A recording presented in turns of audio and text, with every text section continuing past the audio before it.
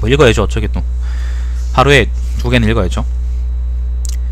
자, 다음 거는 권 84 불언 가생열전 제24고요 또한 1시간 읽겠네요. 자, 굴언의 이름은 평으로 초나라 왕실과 동성이다. 근데 좀 이상하시죠, 그죠? 초나라는 여기 있는 거고, 굴원은, 그러니까 굴원이라는 거는, 보자. 이게 초나라 왕의 성은 웅이거든요. 그러니까 웅이거든요. 웅이 이제 초나라 왕성인데, 근데 초나라 왕하고 동성이라 그러고는 굴번이라고 했으니까 뭔가 좀 이상하잖아요. 굴씨는 그럼 뭐지? 원래 이제 그 성하고 시라는 게 달랐고요. 지금은 우리가 같이 쓰잖아. 우리는 뭐 예를 들면 이시라 그러기도 하고 성이 이다 그러기도 하고 그러잖아. 근데 옛날에는 그 성이라는 거는 집안에서 갈라져 나오는 걸 의미하고요. 그러니까 자기 집안, 그러니까 예를 들면 성이 같으면은 그건 한 집안 사람인 거야. 그리고 옛날에는 보면은 예를 들면 여기서 원래 그 일족이 사람들이 있었는데 사람들이 막 갈라져 나가가지고 막 한 나라에도 살고 위나라에도 살고 그 다음에 여기 있는 수춘에도 살고 영에도 살고 그 다음 무현에도 살고 그렇게 할 수도 있잖아요. 그러면은 그 각각 갈려져 나간 사람들 집단이 시가 바뀌는 거예요. 그러니까 시라는 게 성보다는 작은 개념입니다. 그래서 아마 굴시라는 것도 초나라 왕족에서 갈라져 나온 대부 집안이 아닐까 그렇게 생각이 됩니다. 자, 그는 초나라 회왕의 좌도였다. 좌도라는 거는 뭐냐면은 그러니까 간언하는 그런 관직이라네. 그는 그러니까 왜 삼사처럼 그는 견문이 넓고 의지가 굳세었으며 칠한에 밝았고 문사에도 능숙하였다. 입조하에서는 임금과 국사를 도모하여 이로써 명령을 내렸으며 나가서는 빈객을 접대하고 제후들을 응대하였다. 그리하여 왕은 굴언을 매우 신임하였다. 상관대부는 그와 동등한 지위였는데 서로 왕의 총위를 다투게 되자 마음속으로 굴언의 재능을 시기하였다. 상관대부라는 거는 뭐 잘 모르겠다. 그냥 사람 이름인가 본데. 자, 회왕이 굴언에게 헐령을 만들도록 하여, 헐령이라는 거는 국가의 법령을 의미합니다. 법을 만들도록 했는데 굴언이 아직 초안을 완성하지 않았을 때 상관대부는 그 사실을 알고 그 일을 빼앗으려고 하였으나 굴언이 넘겨주지 않자 이를 연유로 그를 참수하기를 대왕께서 굴평에게, 굴평이라는 거는 그 굴원을 의미하죠. 굴언 이름이 평이라 그랬으니까 굴평에게 법령을 만들게 하신 일은 모르는 자가 없는데 법령이 나올 때마다 굴평은 자기의 공적을 자랑하여 내가 아니면 만들 수 없다라고 여기고 있습니다 라고 하였다. 회왕은 분노하여 굴언을 멀리하였다. 굴언은 왕이 한쪽말만 듣고 시비를 가리지 못하는 것과 아첨하는 무리들이 왕의 총명을 가로막는 것과 사악하고 삐뚤어진 무리가 공명정대한 사람을 해치는 것과 단정하고 정직한 사람을 받아들이지 않는 것을 애통하게 생각하였다. 그리하여 우수와 근심으로 인하여 이소를 썼다. 이소라는 거는 이제 굴언이 쓴 시의 이름입니다. 장편 서사인데 이소는 근심스러운 일을 만났음을 의미한다. 대저 하늘은 사람의 시초이며 부모는 사람의 근본이다. 사람이 궁지에 이르면 근본을 돌이켜오는 까닭에 힘들고 피곤할 때 하늘을 찾지 않을 수 없는 것이며 질병으로 고통스럽고 참담해지면 부모를 찾지 않을 수 없는 것이다. 굴언은 올바른 도리를 곧게 실천하여 충성을 다 바치고 지혜를 다 발휘하여 그 임금을 섬기었는데 도리어 군주와 그의 사이가 이간질을 당하여 궁지에 처하였다고 말할 수 있겠다. 신의를 지켰으나 의심을 받았고 충성을 바쳤으나 비방을 당하니 어찌 원망스럽지 않겠는가. 굴언에 지은 이소는 본디 이런 원망으로부터 이루어진 것이다. 국풍은 사랑을 베풀면서도 음탕하지 않았고, 국풍도 이제 시의 이름이고요. 소화도 시의 이름인데 소화는 원망과 비난을 담고 있으나 반란의 내용이 아니었다. 이 이소와 같은 것은 그 두 가지를 다 겸한 것이라고 하겠다. 위로는 잠깐만요. 미안합니다. 국풍은 굴언이 쓴 게 아니고요. 시의 편명이래요. 소화도 이제 시의 편명이랍니다. 국풍하고 소화가 이제 담고 있는 뜻을 굴언이 썼던 이소가 둘 다 같이 담고 있었다. 그런 얘기를 하는 건데, 위로는 제곡을 칭송하고, 제곡이라는 거는 그러니까 그러니까 옛날 사람입니다. 아래로는 제나라 황공을 말하고 있으며 그 중간에는 탕임금과 무왕을 서술하여 이를 통해서 세상 일을 풍자한 것이다. 도덕성의 넓은 숭고함과 칠한의 관계들을 밝히면서 언급되지 않은 것이 없다. 그 문장은 간략하되 그 내용은 자세하고 그의 의지는 깨끗하며 그의 행동은 겸손하다. 그 문장에서 작은 것을 비유하였으나 그것이 징하는 바는 매우 크며 사소한 예를 들었으나 그것이 의미하는 바는 시원하다. 그의 의지가 깨끗하였기에 그가 비유한 사물들이 향기를 발하고 그의 행동이 겸손하였기에 죽을지라도 고국을 멀리하지 않았다. 진흙구덩이에 빠져 더럽혀질지라도 매미가 허물을 벗듯이 세속의 외부로 헤쳐나와서 세속에 쌓인 때를 덮으려 하지 않았으니 그는 결백하게 진흙 속에 있으면서도 물들지 않은 사람이었다. 이러한 지조를 미루어 보건대 그야말로 1월과 더불어 빛을 다투는 사람이라고 할 수 있겠다. 엄청 칭찬하네. 비슷한 처지라서 그런가? 사마천이 보통 이렇게 정말 광적으로 칭찬하진 않거든요. 자, 구런이 파면되자 그 후 진나라는 제나라를 정벌하려고 했는데 이 진나라가 제나라를 공격하려고 하였다. 요 얘기도 앞에 이제 있었던 것 같은데 그 열전 중에 있었던 것 같네요. 제나라는 초나라와 연맹관계를 맺고 있었고 미석이었으므로 제나라 해왕은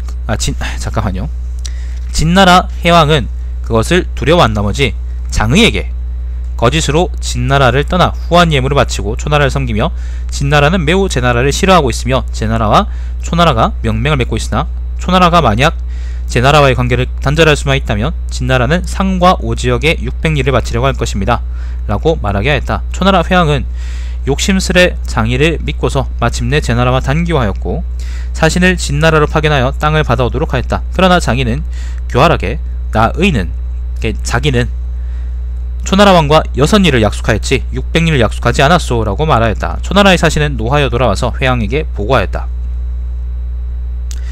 회왕은 경노하여 대군을 일으켜 진나라를 쳐들어왔다. 진나라도 이에 동대를 동원하여 맞서 싸웠는데 단과 석에서 초나라 군대를 격퇴하였고 8만 명의 목을 잘랐고 초나라 장수 굴개를 자로잡아 마침내 초나라의 한중 지역을 탈취하였다. 그때는 또 한중이 초나라 땅이 한다 보네. 한중은 여기를 의미합니다. 요거는 장이열전에 나왔던 얘기죠.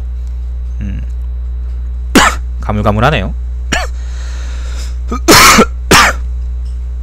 회왕은 이에 격분하여 전국의 군대로 하여금 진나라 내부로 깊숙이 들어가 공격하여 남전에서 큰 전투를 벌였다. 남전이라는 거는 섬서성이라네. 여기 어디에 있는 그 땅이었겠죠. 위나라는 그 소식을 듣고 초나라를 급습하여 등에까지 이르렀다. 초나라가 빡쳐가지고 진나라하고 싸우고 있으니까 위나라가 초나라를 공격했다. 등은 어딘지 모르겠는데 아무튼 뭐 어디 깊이 들어갔나 보네. 이거 아니겠죠? 설마. 저건 운인가? 자, 아무튼 초나라의 군대는 질겁을 하고 진나라로부터 철수하였으나 그때 제나라는 끝내 노하여 초나라를 지원하지 않았으므로 초나라는 몹시 공경에 처하게 되었다. 이듬해 진나라는 한중 일대를 할양함으로써 초나라와 강화를 맺으려고 하고 있었다. 초나라의 왕은 땅을 얻고 싶지는 않고 장의를 얻는 것으로 만족할 뿐입니다 라고 말하였다. 장의가 그 소식을 듣고서 말하기를 저 한 사람으로서 한중 지역을 대신한다면 신을 초나라로 가도록 해주십시오 라고 하였다. 그리하여 그는 초나라로 와서 풍성한 예물로서 권신인 근상과 통하고, 근상이 아까 나왔던 그 무슨 대부죠? 상관대부였나? 상관대부라는 말이 있어요. 자, 이어 회왕의 총희인 정수에게 궤변을 늘어놓았다. 회왕은 결국 정수의 말을 듣고 장의를 석방시켜 주었다. 이때 구런은, 요 얘기는 이제 그 장의열전에 나왔던 얘기죠, 그죠?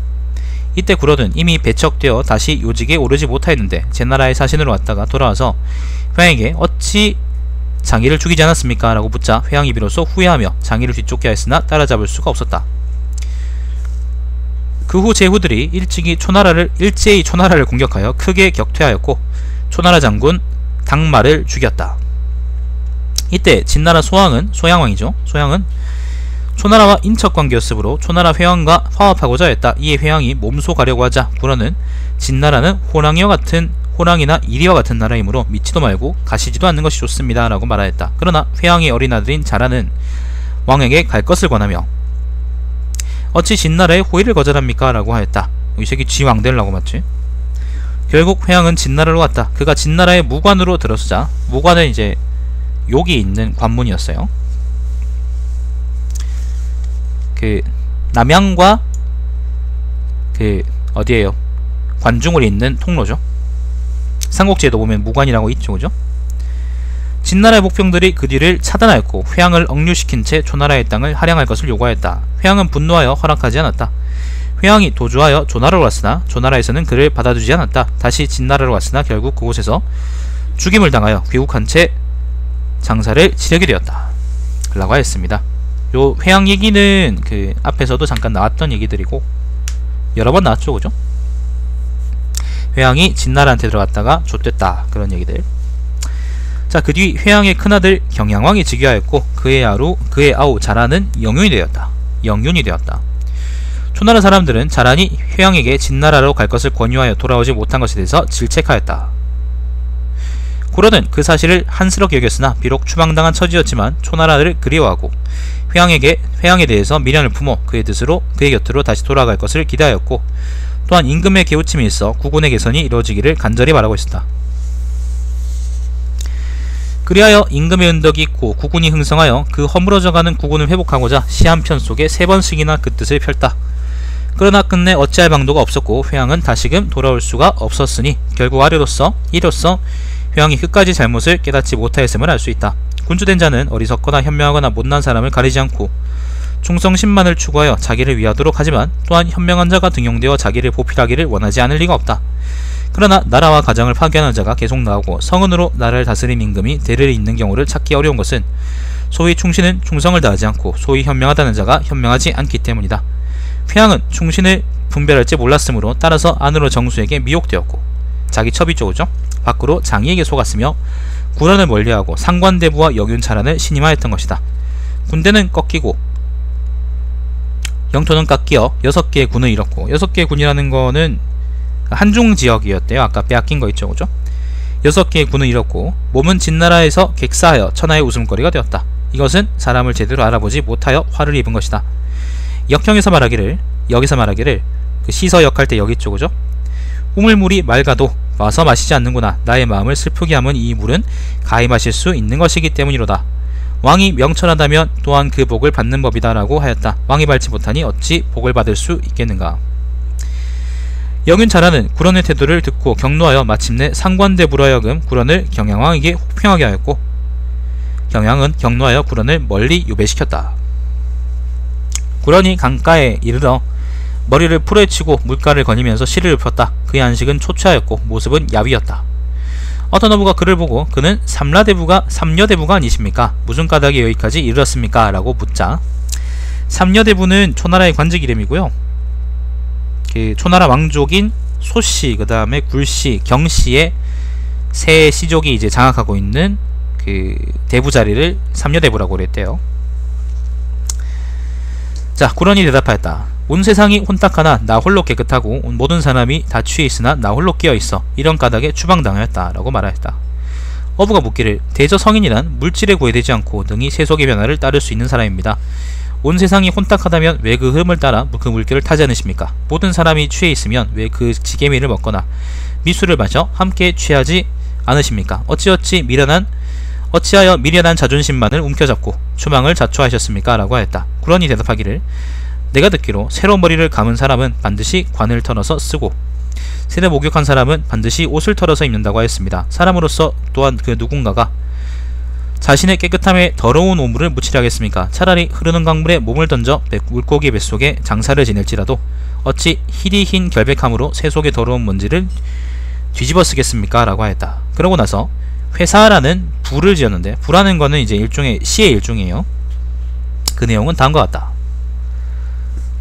안타깝기 전에 너무 기네요. 읽어볼게요. 회사입니다. 회사.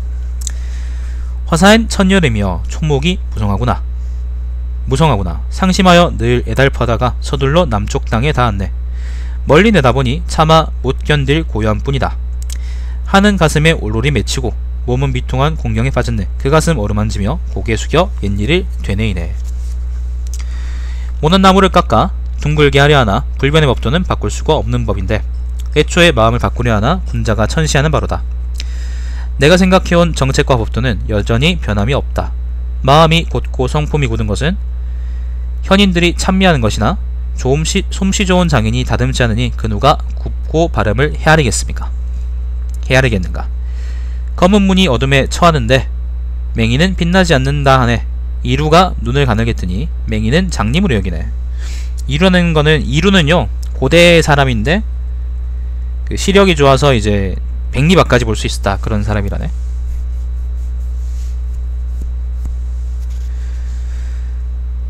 흰 것을 검은 것으로 바꾸어 놓고 위의 것을 아래로 뒤집은 것이로다. 봉황이 세장 속에 갇히고 닭과 꿩은 날개짓을 하네. 옥과 돌을 뒤섞어서 하나의 저울로 재는구나.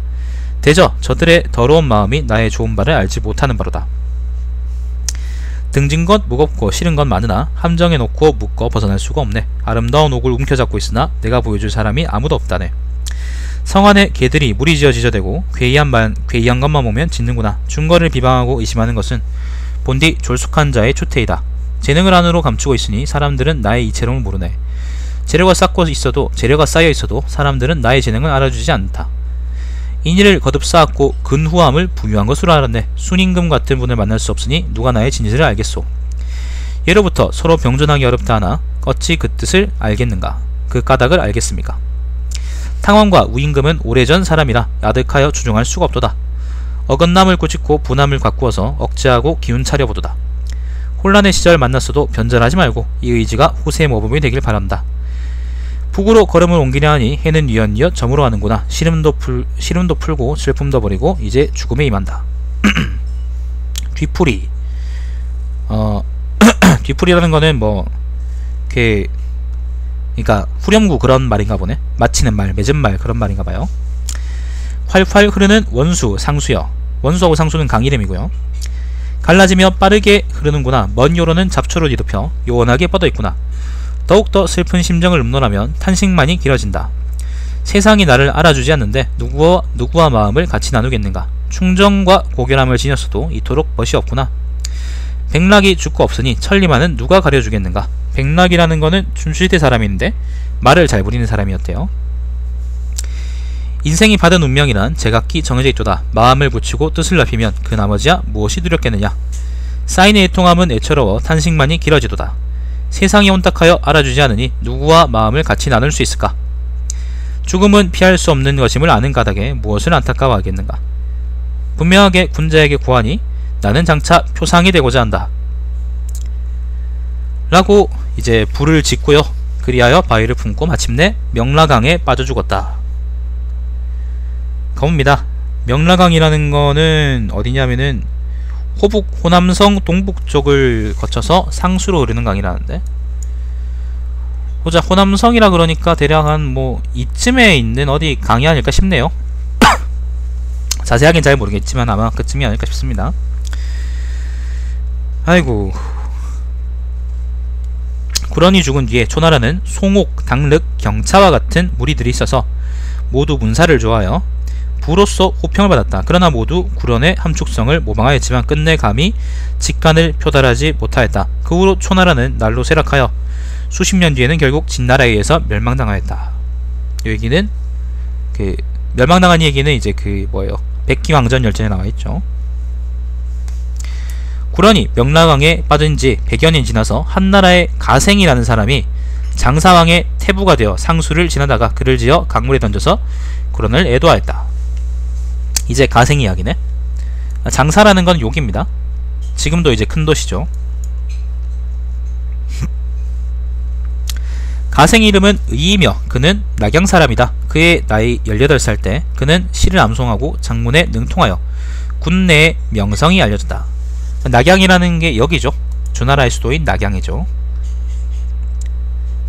한나라의 수도기도 했지. 보자, 이게 이때 사마천이 있었으니까 아마 전한 시대니까 그 당시 한나라 수도는 여기였겠네요. 그 장안이었겠네. 아무튼 그의 나이 18살 때 그는 시를 암송하고 장문에 능통하며 군내의 명성이 알려졌다. 군내라는 거는 여기서 하남군을 의미한대요. 낙양 근처. 오정위란 사람이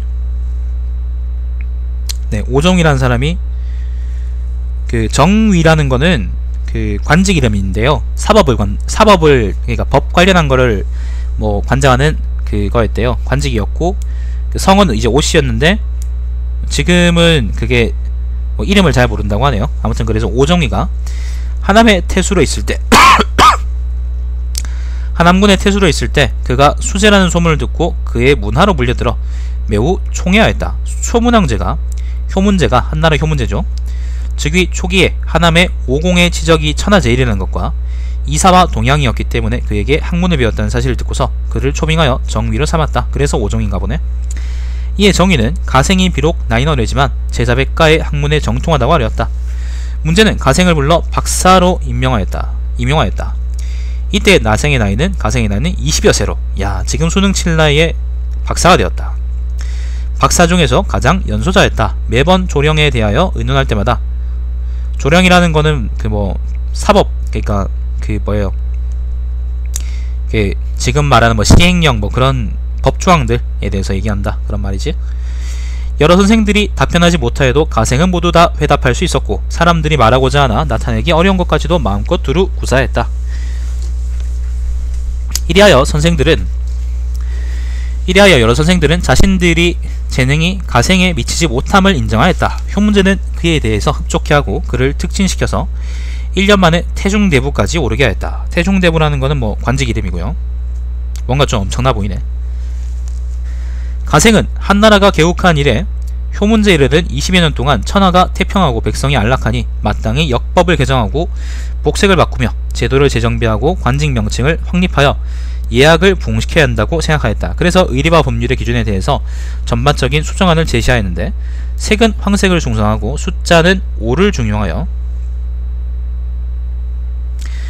그 관직을 창설하여 진나라의 법제를 완전히 고치려고 하였다. 효문제는 즉위 초라서 아직 때가 아니라고 겸손하게 미루었다.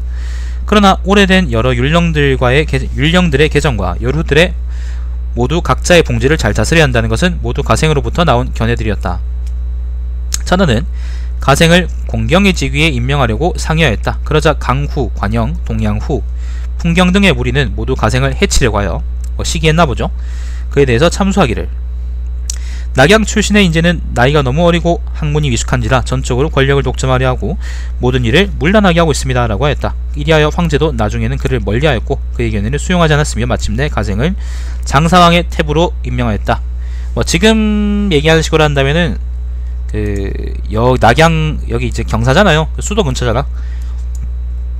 그때 이제 그 당시에 중국의 중심은 여기 화북지방이었으니까 하북지방하고 중원이었으니까. 근데 가생을 장사왕이라 그러면은 이 남쪽의 장사거든요. 장사가 이쪽이거든. 이쪽으로 뭐 좌천시킨 거죠. 일종의 멀리 보내버린 거지. 가생은 하직하고 길을 떠나는데 장사가 저습한 곳이라는 소리를 듣고 자신의 수명이 길지 않으리라 생각하였으며 또한 켬적되어 그곳에 가는 것인지라 마음이 우울하였다. 상수를 건널 때 가생은 불을 지어 구런을 조문하였다. 그 내용은 다음과 같다. 그 상수라는 거는 아까 얘기했던 것처럼 구런이 뛰어 죽은 강이죠. 자, 공손이 임금의 명을 받들어 장사에서 죄를 기다린다네. 얼핏 구런에 대해 들으니 명라강에 투신하였다고 하네. 장수의 조류에 몸을 맡기게 되니 불원선생을 삼가에도 하도다. 법도가 통하지 않는 세상을 만나 그 몸을 물에 던지셨도다. 아 슬프도다. 만난 시대가 좋지 못하였으니 난세와 봉황이 숨고 올빼미가 활개를 치는구나. 재주 없는 자들이 존중받고 아첨꾼이 뜻을 얻는구나. 현자와 성인은 난관에 봉착하고 방정한 자는 좌절하도다. 세상에서 백의를 탐욕스럽다고 하고 도척을 겸손하다고 말하네. 그러니까 백인은 그런 사람이 아니고 도척은 도둑이잖아요. 근데 겸손하다 그러는 거는 그 세상이 거꾸로 돌아가고 있다. 참 역같다. 뭐 그런 얘기를 한 겁니다. 요즘은 족같다 그러지만 옛날에 이렇게 운치있게 표현했습니다. 나프로 만든 칼을 날카롭게 만드네. 아 뭘 할 말이 없구나. 선생의 무고하며 주나라 솥을 내다버리고 큰 호박을 보비려 여기는구나. 주나라 솥이라는 거는 고대의 그 구정을 의미하는데요. 고대의 주나라의 권위를 상징하는 거죠. 그러니까 중요한 보물은 쓰레기처럼 하찮게 생각하고 쓸모짝이 없는 호박을 가지고는 보물로 여긴다 라는 걸 얘기하는 겁니다. 지친 소에 멍에를 씌우고 절름거리는 나귀를 절마로 삼는지라. 준마는 두 귀를 늘어뜨리고 소금 수레를 끌고 있도다. 머리에 쓸 관을 신발로 삼으니 어찌 오래 유지되겠는가. 아, 가련한 선생이여, 홀로 이런 재앙으로 만나셨도다. 이제 요 다음은 그겁니다. 그 뒤풀이, 그니까 아까 맺은 말 같은 거. 두어라, 온 나라가 나를 몰라주니 홀로 우울해할 뿐 누가 위로하겠느냐. 봉황이 의연하게 높이나니 스스로 날개짓하며 원리가 도다. 깊은 연못에 신령스러운 용을 본받아 깊숙이 잠겨 자신을 지키도다. 밝은 빛을 마다하고 은거하니 어찌 왕개미와 지렁이가 더불겠는가. 성인의 덕성을 숭상하는 바 탁한 세상 멀리하고 자신을 숨겼도다. 준마에게 곡비를 맬 수 있다면 어찌 개나 양과 무엇이 다르겠는가. 어지러운 곳을 떠나 억울함을 당하였으니 선생에게도 원인이 있도다. 천하를 돌며 군주를 보좌할 수도 있는데 하필 고국만을 고집하였을까. 봉황은 천길 높이 올랐다가 덕이 빛나는 것을 보면 내려온노다. 소인배들이 험귀한 징조를 보면 가마득히 날개짓하며 날아간다네. 저 조그마한 구덩이에 어찌 배를 삼키는 고기를 담을 수 있겠느냐. 강호를 떠나니던 큰 물고기 땅강아지와 개미에게 제압되는구나 라고 지었다고 합니다. 가생이 장사왕의 태부가 된 지 3년쯤 되자 부엉이가 가생이 집에 날아와 방석의 가장자리에 앉았다. 초나라 사람들은 부엉이를 복이라고 불렀다. 복이라는 건 뭐 한자예요. 그냥. 가생은 편적되어 장사에 살았는데 장사는 저습하게 여겼기 때문에 자신의 생명이 그다지 길지 않을 것이라 생각하였고 그것을 애석하게 여겼으므로 이에 불을 지어 스스로 위안을 삼았다. 그 내용은 다음과 같다. 시는 엄청 지었네요.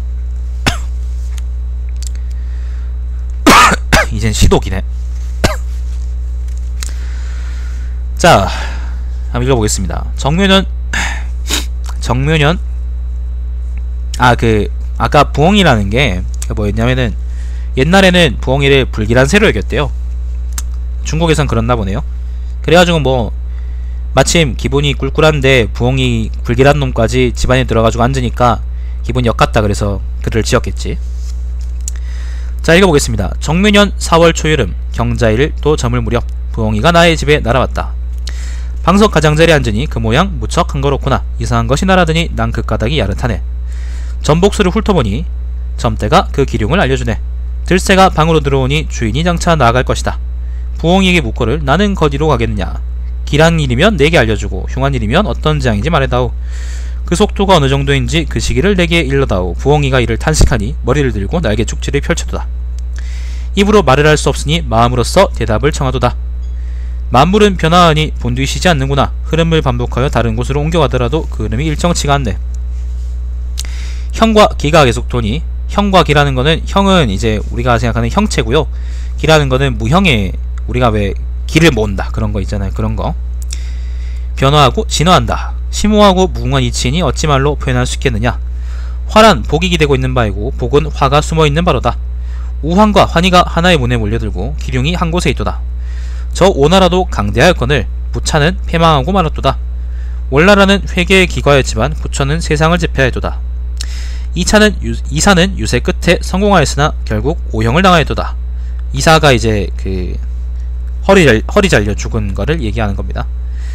부열은 죄수였지만 무정의 상이 되었도다. 무정이라는 거는 그 누구더라? 주나라의 왕이었나?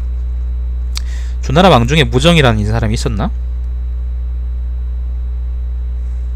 아, 은나라 왕이네요. 은나라의 무정의 재상이 부열이 되었다. 뭐 그런 부열이 죄수였는데 그렇게 되었다. 그런 말이네. 화를 입었으나 복이 함께하는 것은 꾸어진 새끼줄과 어떻게 다른가. 운명이란 말로 할 수 없으니 누가 그 끝을 알겠는가. 물은 격해지면 사납고 화살이 격해지면 멀리 날아간도다. 만물은 회전하고 충돌하며 서로 엇섞이며 도는구나. 구름이 피어올라 비를 내리니 서로 얽히도록 복잡하도다. 조화홍이 물건을 만들듯이 끝없이 끝을 볼 수 없다네. 천하는 예측할 수 있으나 도란 미리 꾸밀 수가 없도다. 수명은 길고 짧음이 있으나 어찌 그때를 알 수 있겠느냐. 이사가 그렇게 죽었습니다. 좀 비참하게 죽었죠. 예. 그리고 천지가 화로라면 조화홍은 도구로다. 음과 양의 조화가 수치라면 만물은 거기서 나온 동이다. 사물이 생성과 소멸하는 데에 어찌 불변의 법칙이 있겠느냐. 이 땅의 변화무쌍함에는 본래 궁극의 한계라는 것은 없는 것이다. 호련히 사람이 되었으므로 어찌 삶에 대해서 연연할 필요가 있겠는가. 다시 변하여 다른 사물이 되더라도 또 무엇을 해서 걱정하겠느냐. 지혜롭지 못한 자는 이기적이고 남을 천시하는 자는 독선적이다. 통달한 사람은 넓게 보고 만물의 차별을 두지 않도다. 탐욕스러운 자는 재물로 인해 죽고 열사는 명예를 위해 죽는다. 권세를 과시하는 자는 권세에 죽고 평범한 사람은 삶에 매달린다네. 공색한 자들은 명리에 얽매여 이리저리 분주하도다. 대인은 결코 의지가 흔들리지 않아 만물의 변화를 한결같이 보건만 어리석은 인간은 세속에 묶여 죄인인 양 자기를 속박한다. 후덕한 자는 현실에 초연하고 오직 도와 더불어 살아간다. 뭇 사람들이 미혹에 빠져 애증이 가슴에 가득하도다. 진실한 자는 담백하여 오직 도와 더불어 안주하도다. 지혜를 따르지 않고 형세를 쫓아라며 초연히 자아를 망각하도다. 공허하고 황홀한 경지여 도와 더불어 영생하려니 물결 따라서 흘러가다가 구덩이를 만나면 머무르면 그만인 것을 육신은 운명에 따라 내맡겨 자기의 소유물로 여기지 말지니 삶은 물 위에 뜬 것 같고 죽음이란 오래 유식과 같은 것이다. 시면의 잔잔함과 같이 담담하고 매이지 않은 배처럼 살 일이다. 살아도 생명에 집착지 말고 빈 마음을 가지고 살지어다. 덕이 있는 자는 마음에 거리낌이 없고 천명에 따라 근심이 없으니 하찮은 가시덤불이여 어찌 걱정거리가 될 것이냐 라고 하였습니다. 그 후 1년 남짓 지나서인데 뭐 173년이래요. 기원전 173년에 효문제 7년이라네. 자, 아무튼 가생은 소환되어 효문제를 아련하였다. 황제는 마침 신의 강복을 받고서 정전에 앉아있었다. 황제는 귀신에 대해서 감지한 바가 있어 그에게 귀신의 본질에 대해서 묻었다. 가생은 이에 귀신에 관한 이치를 상세히 설명해 주었다. 밤이 깊도록 효문제는 바싹 다가앉아 이야기를 들었다. 가생이 설명을 다 마치자 황제가 말하기를 짐이 오래도록 가생을 만나지 못하여 내가 그보다 낫다고 여겼는데 이제 보니 가생에게는 미치지 못하겠구려 라고 하였다. 황제는 오래 지나지 않아 가생을 우대하여 양나라 회왕의 태부로 삼았다. 양 회왕은 효문제의 막내 아들로서 문제의 사랑을 받았고 또한 독서를 좋아하였으므로 가생이 그의 스승으로 삼았다. 효문제는 또 회남의 여왕의 네 아들을 모두 열후에 봉하였다. 뭐 회남의 여왕이라는 거는 그 한나라 고조의 아들인 유장이래요. 뭐 아무튼 이거는 그 한나라의 정치 얘기니까 저는 잘 모르고 사실 안 하도록 할게요. 자, 이에 가생은 나라의 우환이 이로부터 일어날 것이라고 간언하였다. 가생은 여러 번 상소하여 제후들이 간혹 여러 군을 병합하고 있음을 말하고 이는 옛날의 제도에 어긋난 것이므로 점차 그것을 삭감해야 한다고 주장하였다. 이게 무슨 말이냐면요, 그 군현제라는 게 있어요.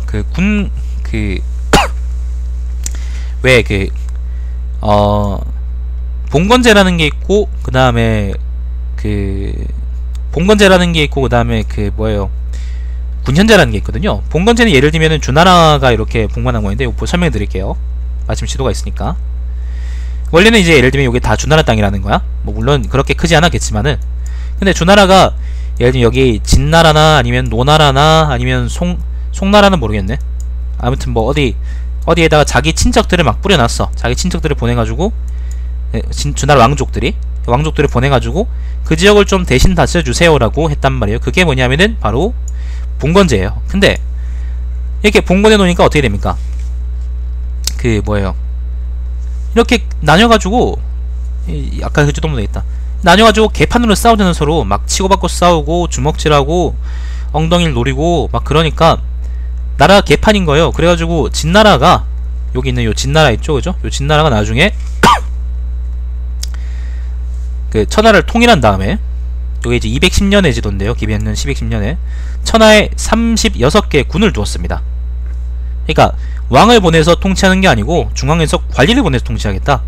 관리는 우리가 갈아치울 거다 라고 해버린 거예요. 그래서 뒀던 게 이제 36개 군인데 예를 들면 여기 보면 장사군, 그 다음 검중군, 파군, 촉군, 한중군, 그 다음에 이건 뭐야? 이건 뭔지 모르겠네요. 무슨 서군인데 북치군, 상군, 태원, 그 다음에 상당, 그 다음에 한해, 그 다음에 한단, 한해, 하동이구나. 이거 하동, 한해, 그 다음에 삼천, 임치, 그 다음에 교동, 그 다음에 북제, 그 다음에 뭐 설, 그 다음에 뭐 엄청 많이 상곡, 그 다음에 여기 우리나라 역사서에 자주 나오는 상곡, 그 다음에 어양도 있고 우부평, 그 다음에 광양, 그 다음에 요동, 그러니까 요게 요동이고 요게 여선해, 그죠? 요렇게 이제 36개 군을 만들었어요.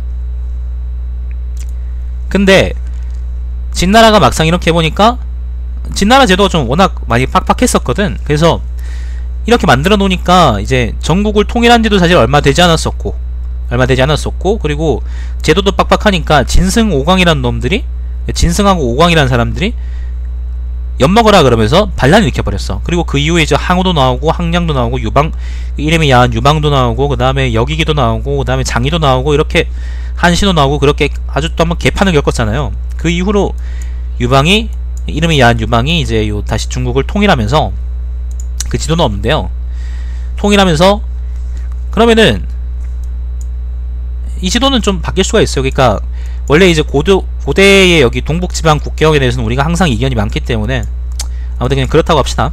일단은 그 하도 이제 깽판을 많이 쳤으니까 이름이 야한 유방이, 그러면은 이제 군현제하고 그 다음에 그게 뭐예요, 봉건제를 좀 섞어 쓰자.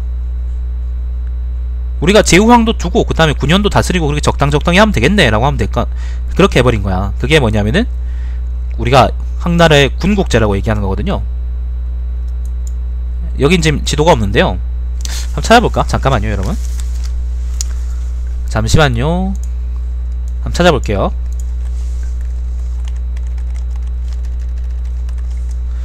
지도가 있으면 좋으니까.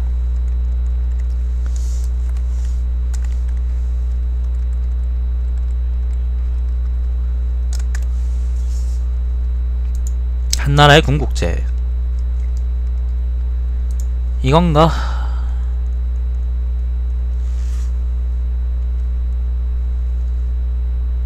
잠시만요 여러분, 나치고 올게요. 얘가 미친놈들.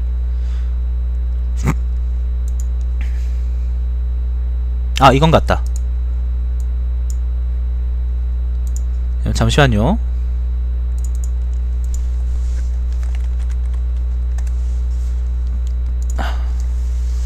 예 맞아요. 지도가 어딘지 모르겠는데 한번 찾아봅시다.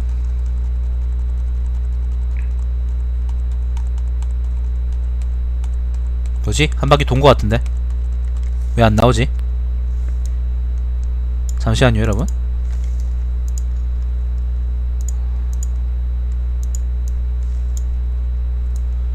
에? 뭐지? 군국제가 있어야 되는데.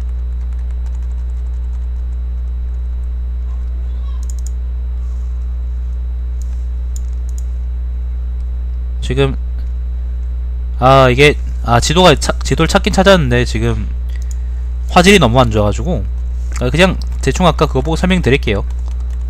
잠깐만요. 섞어서 쓰자 그렇게 해가지고, 예를 들면 이제 진나라에는, 그러니까 여기 보면은 예를 들면 제북왕, 그 다음에 제남왕, 아니면은 무슨 왕, 예를 들면 여기 장사군이 있었잖아요. 근데 장사군에는 옛날에는, 그러니까 전한 때는 장사국이 있었다는 거지. 장사국이 있고, 그리고 그 장사국이 서한에, 그러니까 전한에 제후국이었던 거죠.